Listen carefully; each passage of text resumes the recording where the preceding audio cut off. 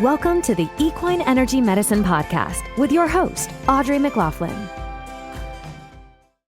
Hey friends, welcome to episode 020 of the Equine Energy Medicine Podcast. I'm your host, Audrey. Today we're talking communication with horses. And the reason why I wanted to talk about this, it's twofold. One, I get asked often for books for people to read, and I have never written a book. That's why I podcast, because I had to write so much during my doctorate program and my master's degree that I just don't want to write a ton anymore. I do occasionally write, but it's just not like I used to.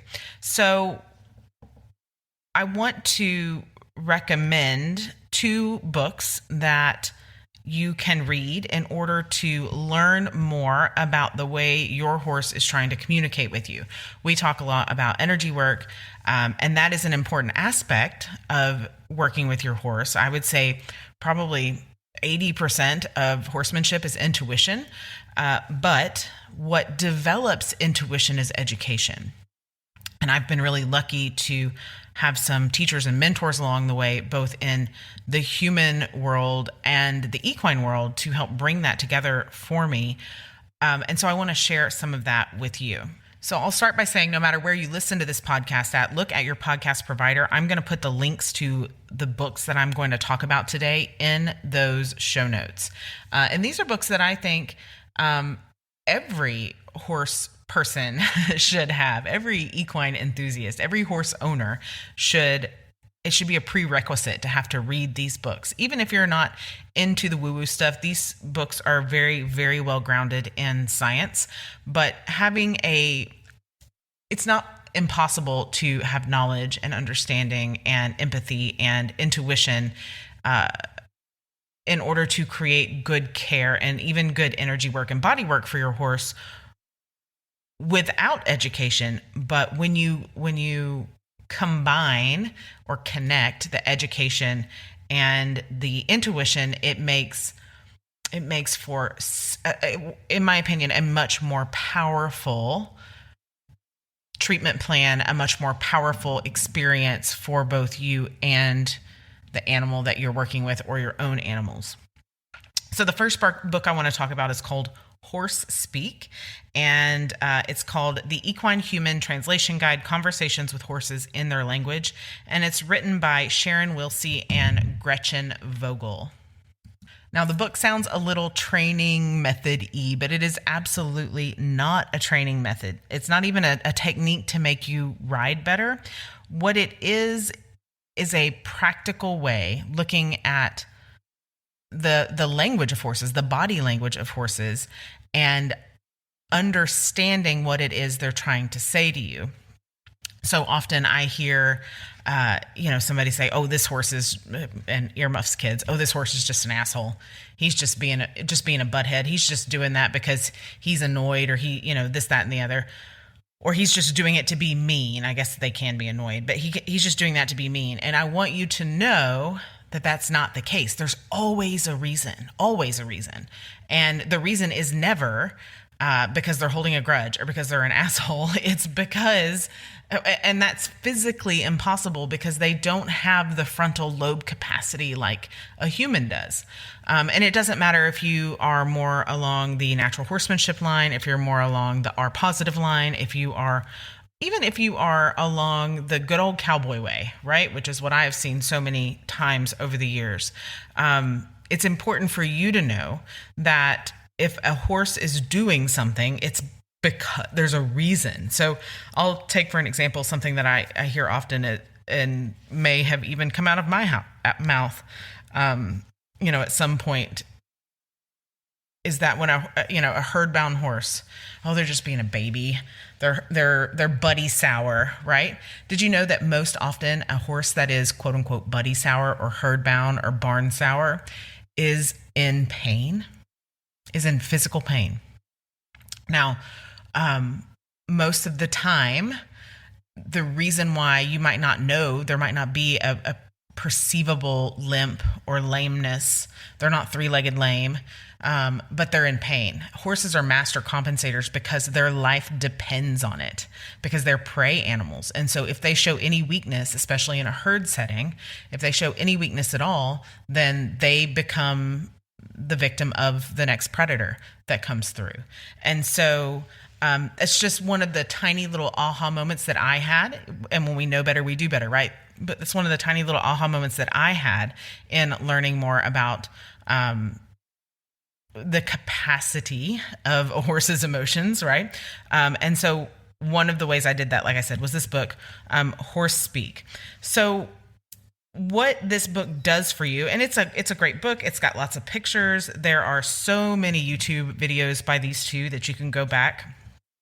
But what you're basically learning their language in about 12 steps. And it's explained really easily, equine communication via breath and body language. And then learning points like greeting, going somewhere, grooming. And then there's a lot of exercises so that you can practice communicating with your horse and then move on to other horses. I highly, highly recommend this book. Like I said, I think it should be a prerequisite for anyone who has a horse or works with horses. The second book that I wholeheartedly recommend every horse owner read is called Language, Signs, and Calming Signals of Horses. And I'm going to butcher the name, but it's by Rachel Draisma, Draisma. It is a little hardback book. I ordered the book on Kindle first and then ordered the hardback book. I recommend getting the hardback book. Skip the Kindle copy. It's not great. But what happened was, this person did a study in order to chart the calming signals and language signs of horses.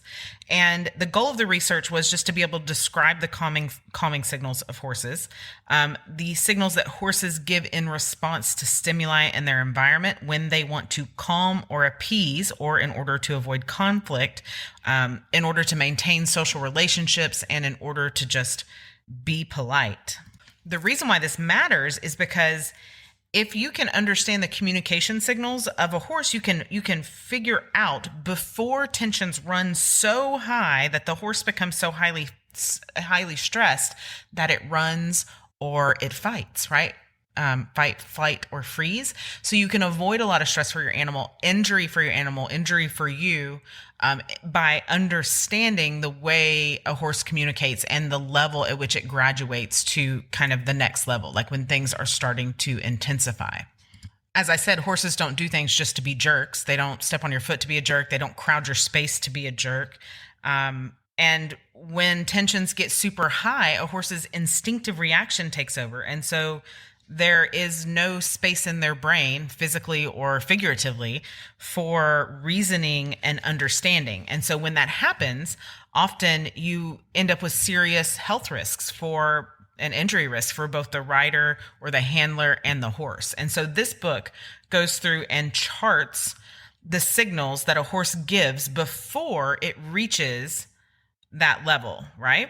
And because there are so many little tiny graduations that precede an explosion. Oftentimes I'll hear, like, oh, I got on this horse and she just broke in two.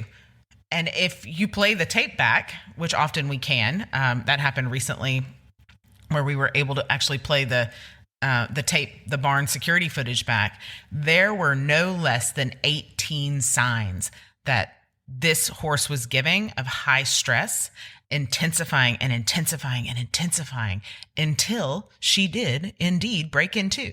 But it wasn't out of the blue. It wasn't out of disrespect. There was a buildup of stress that took 18 hits in the span of about as many minutes until that rider got on the horse and she, quote unquote, broke in two. So having this base knowledge of both horse speak and language signs and calming signals of horses, it is invaluable information that can improve not only your understanding of your equine partner, but also your relationship. And this doesn't, again, take away from the intuitiveness of your relationship or working with your horses. What it does is give you that nice grounded science from which your intuition can grow and flourish and build your energy work. So hopefully this is a little bit different episode. Hopefully you guys find it valuable. I will link both of these books up in the show notes in case you're driving or riding or doing your thing. Upcoming episodes we have. Next week, we'll be talking about how to resolve the 2 top issues I see with your horses. And then episode 22, we're going to start talking about kissing spine rehab. Recently, we had our holistic ulcer management clinic. I will also link that in the show notes. You can get the replay now. It's available for you if that's something you're interested in. And it does come with the ability to ask me questions since you weren't there for the live Q&A. We'll be doing a kissing spine rehab workshop soon, as well as a free workshop on how to muscle test your horses.